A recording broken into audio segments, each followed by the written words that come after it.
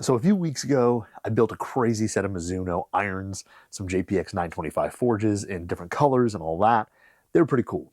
And I've been looking around and I want to do some more crazy stuff. So today, we're going to build the craziest wedge set you've ever seen. And this one goes beyond, I think, the Mizuno set even. We're going all out. So we have some crazy Cleveland custom wedge heads. They have this new custom program. You can etch, add stampings, change paint fill, all that. So we've got 3 different heads here, 3 different finishes, the tour rack, the tour chrome or tour satin, and the black finish. So we have these all laser etched, looking amazing.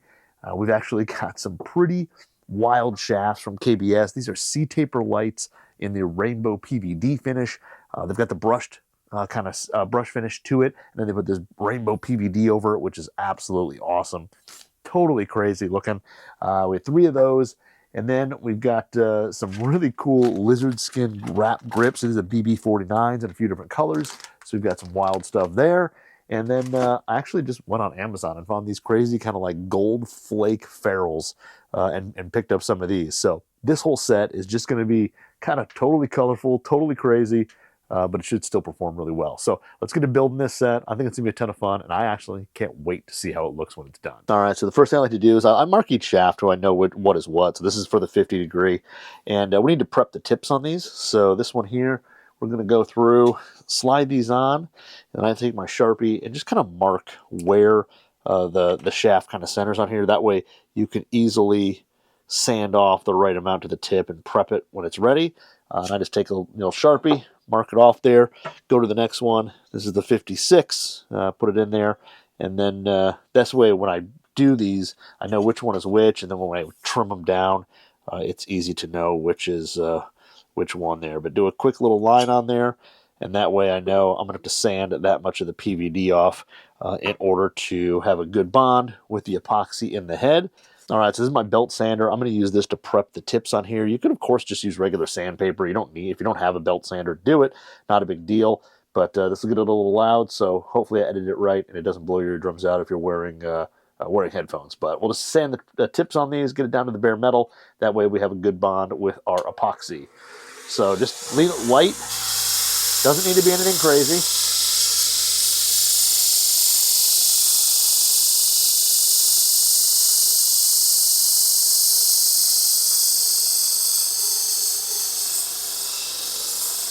Just enough to take that PVD off, make it raw metal. That way it'll bond well. All right, so what I like to do with mine is I like to kind of dry fit mine. So take out the ruler here, and we'll grab which one here we got first. We got the 50. So put the 50 head on here. And what I like to do is kind of set these up, and I like to cut them before I swing weight them. So put the club ruler on here, and these start out at 35 3/4. So we'll make our mark there for that. And then we will do the next one. And like I said, I like to kind of do dry fit mine, cut them, and then swing weight them. I know some people will kind of do their stuff in a little slightly different order, but this for me, I think, makes it out the best way possible. So that there. So this is going to be 35 1/2. And then, all right, now let's cut these down. I always say measure twice, though. Go through and measure twice before you cut them to make sure that you get these to the right length and you don't have to make them too short.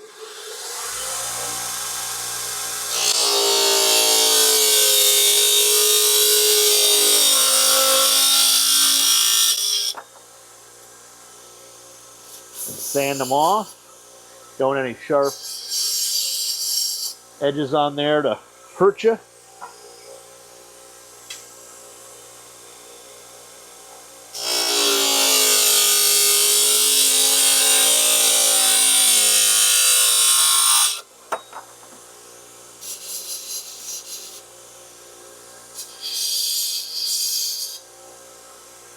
All right, so now we're going to swing weight these bad boys. See if we need to add any tip weights. Grab this thing, put it on here, and then we'll see where this thing goes. Move this back a little. And then I'm going to take the grip and put on whatever grip I'm going to actually use on here. We'll go blue on the 50. I think that'll look good. And then see where we're at. So we're about D1. I would love to be a little bit heavier than that. So I want to make them the 50 degree, the D3. So I'm going to need 4 grams pretty much to get it to D3. Because we're at basically D1.5. So we'll add a 4 gram tip weight on this one and glue it up. And then we'll see. So that one's 4. The 56, I'm going to do these with the grip I'm going to put on there. And on this one, I think we're going to go with the orange weight or the orange grip on here. And on this one, it looks like we are at just about almost D3, D2.5. So this one is pretty close to where I like it. I'm going to add a 2 gram tip weight on this one. I like to get it to right around full D3, maybe just a hair over for my 56. I don't go crazy heavy on my swing weights. I know some people do on their wedges. I like to keep it around D3, maybe D4 for the lob wedge. So let's see for the lob wedge here. We'll see what we got. We're going green grip on the lob wedge. This one looks like it's D. Oops, I'm going the wrong way. What am I doing? This one's already about D3.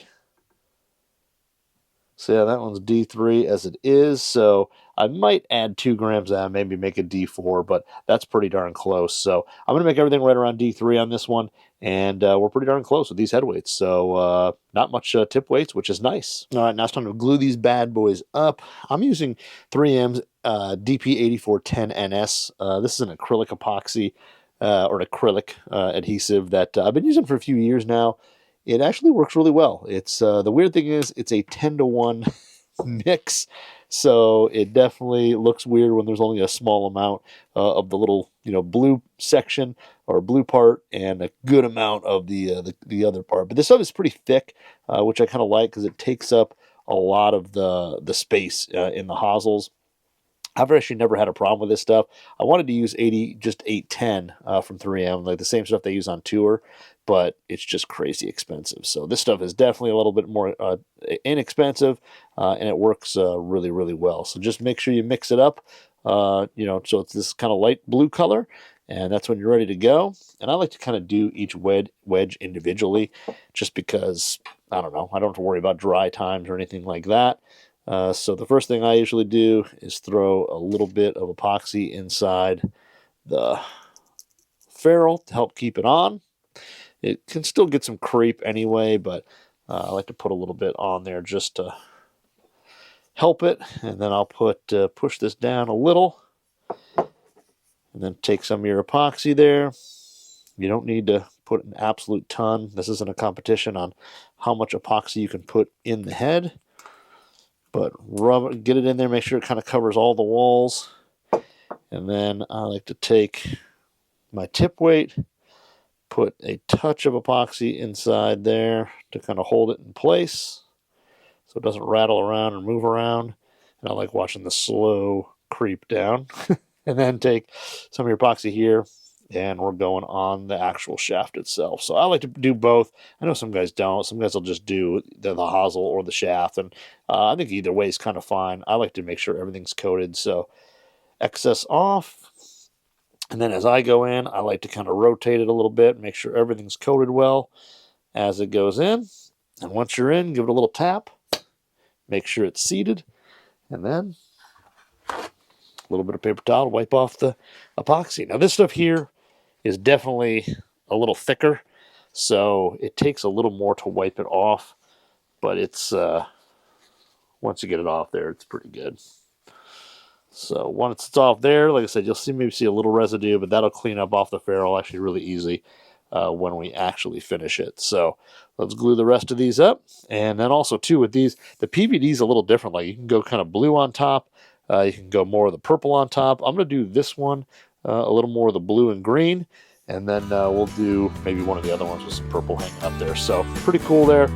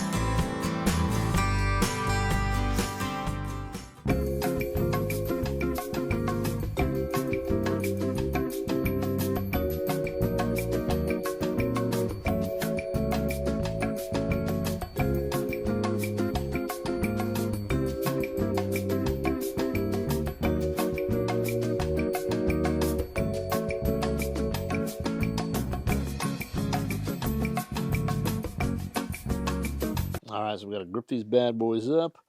Put our rubber shaft clamp on there. Put a little tight, and then you want to make sure these grooves here are vertical, perfectly straight up and down. And then we got to grab our grip. We actually got to put our catch pan here for all our solvent. And then kind of measure out what we need for tape here. And I'll take a pen, just do like kind of a quick mark on there of where the tape goes or how far it needs to go down. And then we'll do tape. You want to make sure that the best you can, put your tape on there, leave a little excess, so you've got about an inch or so, maybe ½ inch on the back end to fold over. And then rub that on there, make it stick. And then when you fold this over, you want to try to make sure that you don't have any big wrinkles or anything like that. Make it as smooth as possible. And fold over the end so it looks like that. I do have one little wrinkle there, but put it there. And then we take our grip. I'm going to go logo down. You can go logo up or down. This is logo up. I'm going to go logo down. And we are going to go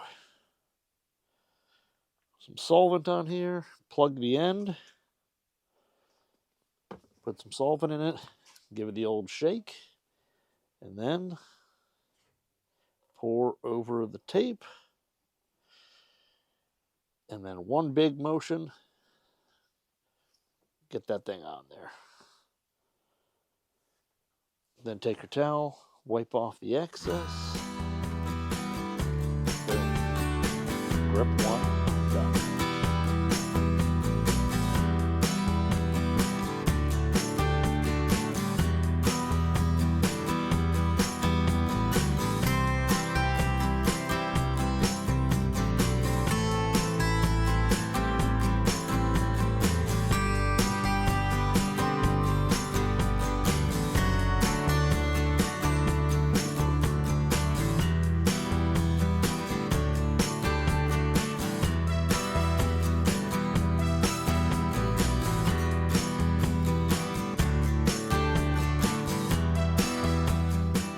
All right, now to kind of finish this off, we're going to put the shaft labels on here. KBS sent some just awesome shaft labels with this build. So these are pretty cool, tie-dye, all that. I think they're going to go really well with these shafts. Further down on the shaft than usual, only because I'm going to put another shaft label on there. So let's get this thing set here. And I'll try to get them on as straight as possible. Because they are, I don't want to mess them up because they are pretty darn cool. Look at that. That is awesome. That is so cool. Oh man, there we go. Got this thing on there. No wrinkles. How sweet is that?